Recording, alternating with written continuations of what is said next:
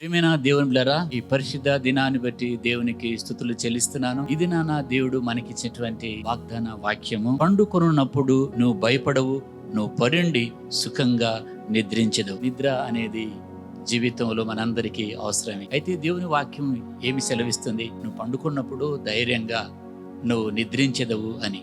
ఇది నీ నిద్ర లేమికి కారణం అనారోగ్యమా, భయం కలిగించే ఆలోచనల, గందరగోళమైనటువంటి పరిస్థితుల, ఉక్కిరిబిక్కిరి చేసినటువంటి ఆ యొక్క కఠినమైనటువంటి శోధనల.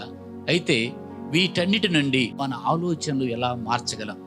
పడక మీదకి వెళ్ళగానే ఈ యొక్క సమస్యలు, బాధలు మనసులోకి వచ్చి ఆ భయము, ఆందోళన, ఆ గుండె కొట్టుకోవడం నీకు నిద్ర రాకుండా చేస్తున్నాయి కదా. ఇలాంటి సమయంలో దేవుని స్తుతించాలి. లేకపోతే నీకు ఇష్టమైన పాట పాడుతూ నిద్రలోకి నువ్వు వెళ్ళగలవు. ఆ రీతిగా నువ్వు అభ్యాసం చేసుకుంటే చక్కగా దేవుడు నీకు ఇచ్చే ఈ వాగ్దాన వాక్యాన్ని స్వతంత్రించుకొని చక్కగా నువ్వు నిద్రపోగలవు. దేవుని పనిలో ముందుకు కొనసాగలవు.